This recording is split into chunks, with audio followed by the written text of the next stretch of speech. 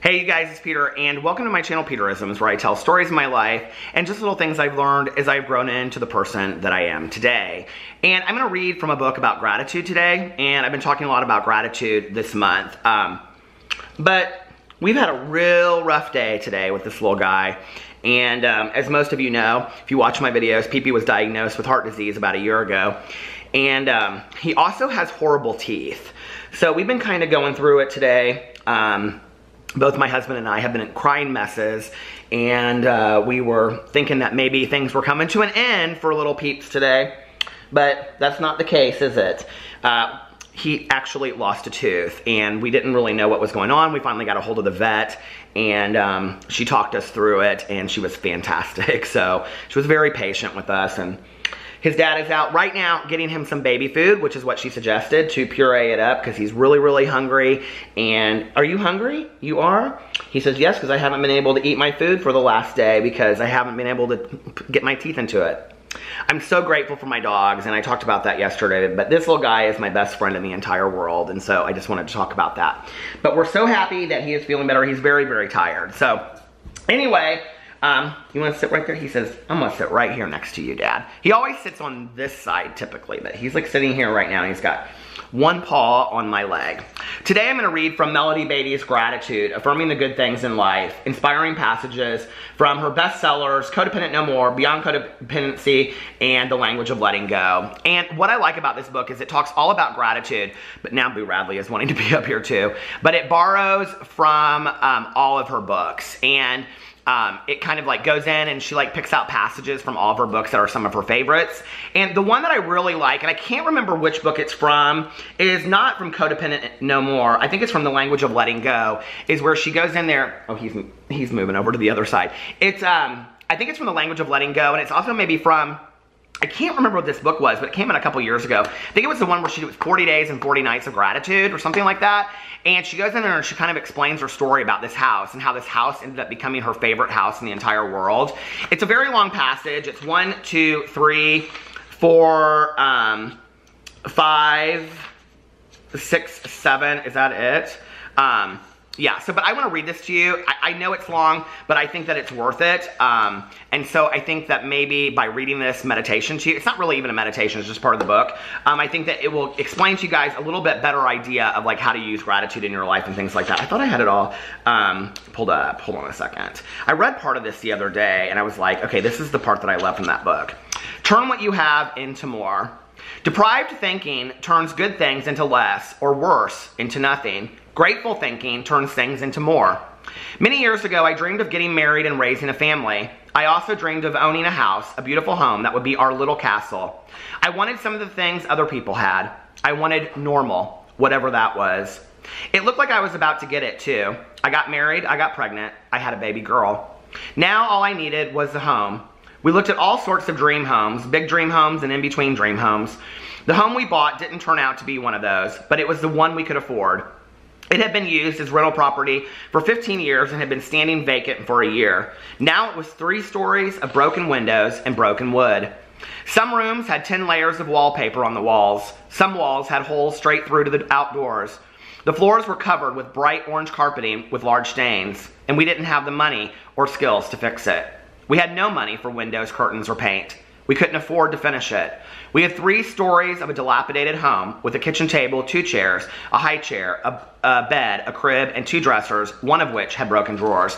She doesn't go in here and talk about it as much, but in the book where she like is telling this whole story, she ends up marrying this guy that they like fell madly in love with, and she trusted him, and she finds out later that he is an active addict and he's lying behind her back. And so she's kind of stuck in this house and she doesn't know how to get out of it.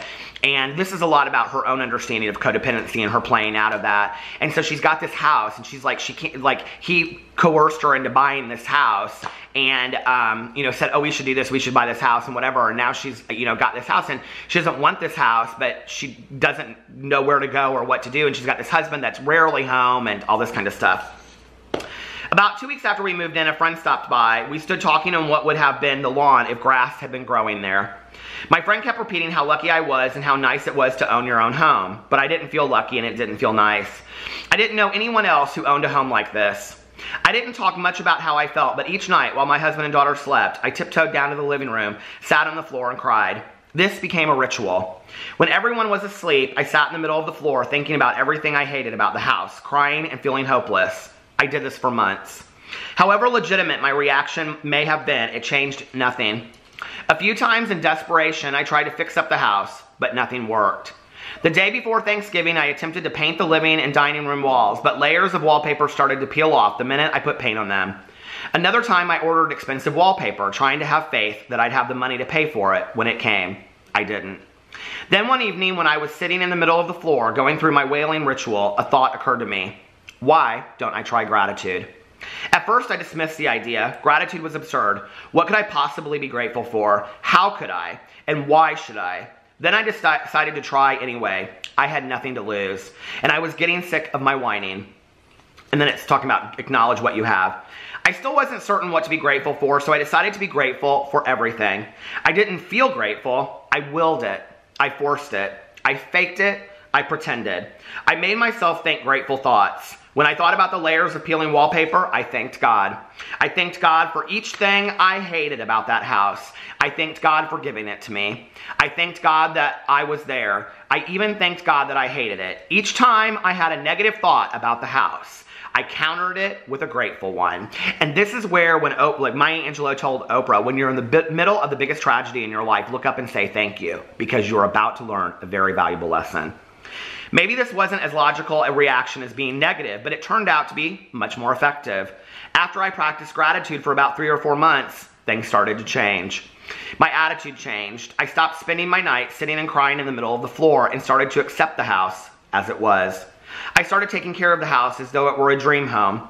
I acted as if it were my dream home. I kept it clean and orderly, as nice as could be. Then I started thinking, if I took all the old wallpaper off first, maybe the paint would stay on. I pulled up some of the orange carpeting and discovered solid oak floors throughout the house. I went through some of the boxes I had packed away and found antique lace curtains that fit the windows. I found a community action program that sold decent wallpaper for $1 a roll. I learned about textured paint, the kind that fills and covers old, cracked walls. I decided if I didn't know how to do the work, I could learn. My mother volunteered to help me with the wallpapering. Everything I needed began to come to me. 9 months later, I had a beautiful home. Solid oak floors glistened throughout the house. Country print wallpaper and textured white walls contrasted beautifully with the dark scrolled woodwork that decorated each room. Whenever I encountered a problem, half the cupboard doors were missing and I didn't have money to hire a carpenter, I willed gratitude. Pretty soon a solution appeared. Tear all the doors off and have an open country kitchen pantry. I worked and in time I had 3 floors, a beautiful home. It wasn't perfect, but it was mine and I was happy to be there. Proud to be there. Truly grateful to be there. I loved that home. Soon the house filled up with furniture too. I learned to selectively collect pieces here and there for $5 and $10 to cover the flaws with lace flaws with lace doilies and to refinish. I learned how to make something out of almost nothing instead of nothing out of something. Since then, I have had the opportunity to practice the gratitude principle many times in my life. It has never failed me. Either I change, my circumstances change, or both change. And then she goes in here, and I might, read more of this to you as we go this month. But I love this book so much, and I will find exactly which one that is when she tells the whole story about her marriage and everything like that, because it's absolutely fantastic. And one of the things that she doesn't say in here, or she might say it in the coming pages, but I didn't see it, is that down the road, like, she does an interview with Oprah, and Oprah shows her house, and I think the house is in like in somewhere in California, like on the beach, and it's like this amazing home, right? And she says in there that, like, or it's in Architectural Digest too or something, but she refers to this new home that she has, and her daughter says to her something to the effect of, yes, but that home that we had at the very beginning will always be my favorite home. And that was always her dream home, was this house that she had at the very beginning. And all of the work that she put into it and how gratitude, helped her get into that. And I think that's sometimes a hard concept for us, that when we're going through hard times, when we're going through really difficult times in our life, when we're going through something that is so painful that we don't know how we're going to make it out of it, and there seems to be no solutions, and all we want to do is complain and whine and feel pitiful, that to be grateful for those horrible things, because they may turn into something positive. We may learn something from that, you know, those horrible things that are happening to us. There's probably a lesson at the end of all of it. And if we're patient enough to pray on it like she did, or put gratitude on it, you don't have to be a religious person to practice gratitude, not whatsoever. You can just say, I'm grateful for this, I'm grateful for that, you know? And then over time, that gratitude turns into action, and action turns into change. And that's what she's talking about. And I love at the very end of this when she says, and then she goes in talking about affirmation, so we'll talk about that later. But she says, either I change, my circumstances change, or both change.